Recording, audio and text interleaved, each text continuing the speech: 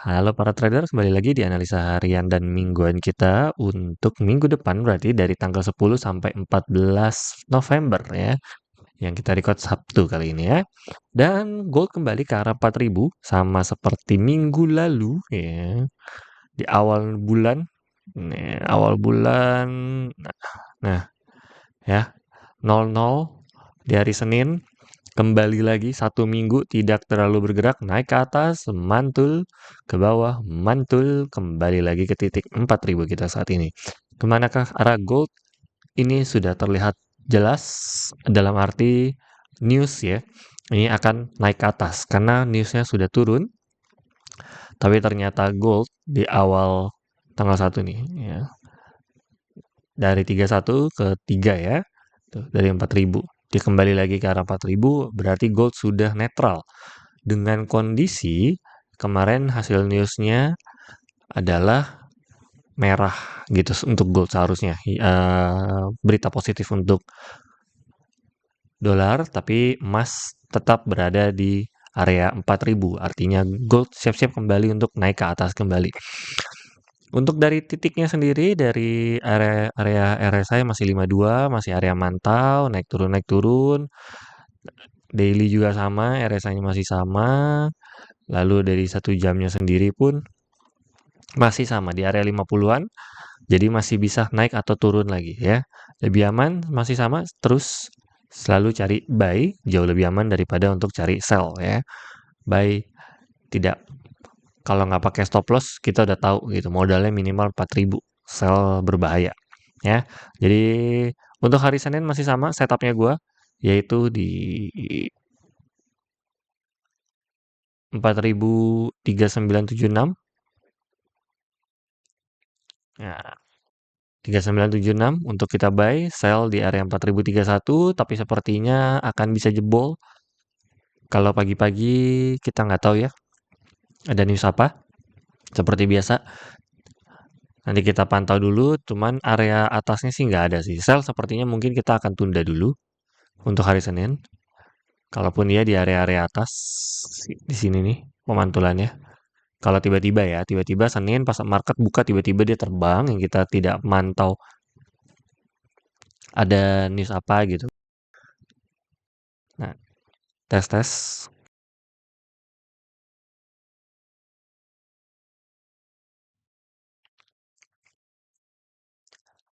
Jadi kita pasangnya mungkin di 81 karena jauh lebih aman. Open ya, bergerak sampai ke 80-an, lalu untuk turunnya 70-an, ini area yang tipis juga. Kita akan pantau dulu di 50-an lebih aman. Kecuali nanti di jam 10. Nah, di jam 10 kira-kira areanya ada di mana baru kita open gitu. Tapi untuk sementara berarti ini bisa jebol tergantung pagi hari tiba-tiba dia open market di area atas atau area bawah. Ya, yang pasti kalau baru buka kita bisa siap-siap counter langsung. Kalau tiba-tiba dia terbang atau turun dan kita langsung buru-buru cari newsnya, apakah ada big news? Kalau ada, berarti tinggal follow the trend. Tapi kalau nggak ada big news, berarti kita siap-siap langsung counter trend. Yang bisa kita infokan di Telegram kita. Seperti biasa. Oke, untuk berita cepatnya. Lanjut, sekarang kita mari lihat di Forex Factory-nya sendiri.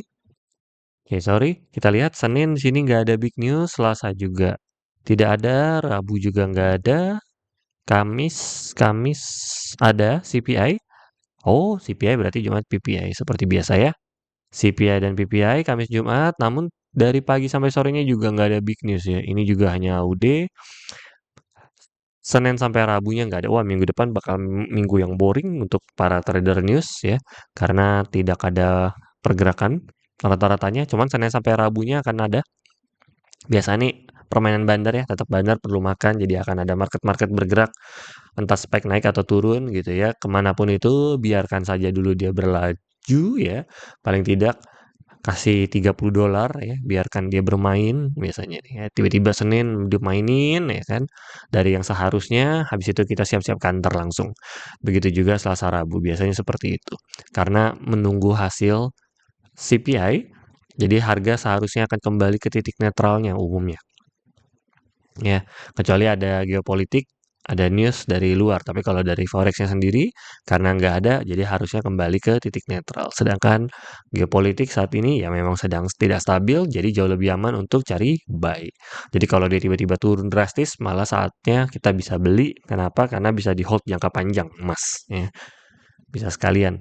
Tinggal lotnya aja dikecilin, titik MC-nya dilebarin. Oke, so minggu depan kita lebih akan banyak cari buy ya. Karena kalau misalnya tiba-tiba spike naik, nah kalau mau cari sell-nya, kita cari di support selanjutnya gitu. Baru berani cari sell. Kalau nggak, jangan ya. Kalau buy lebih aman. Jadi dia kalau tiba-tiba turun drastis, kita buy. Nah itu jauh lebih aman karena hold-nya nggak terlalu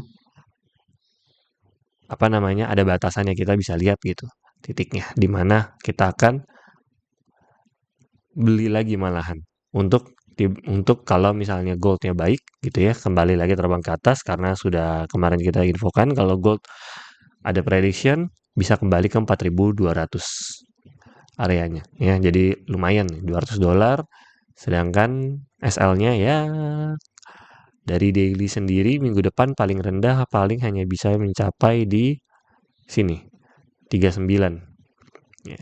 Potensinya bisa 200, SL-nya hanya 100 untuk minggu depan. Oke? Kecuali hasil core PPI sama CPI-nya itu pun harusnya dolar masih berantakan sih. Jadi besar kemungkinannya adalah naik ke atas daripada turun ke bawah. Karena tidak semudah itu untuk menaikkan kembali USD yang sudah jatuh parah gitu ya. Kecuali Donald Trump nggak tahu melakukan kebijakan apa yang bisa membuat dolar naik drastis. Oke, so segitu saja analisa harian atau mingguan kita untuk minggu depan. Sama seperti biasa, kita masih fokus cari buy. Untuk hari Seninnya, lebarin sedikit. Ntar kalau misalnya naik atau turun cukup drastis sampai di atas $50, baru kita counter trend. So, segitu saja analisa harian dan mingguan kita kali ini. Salam cuan.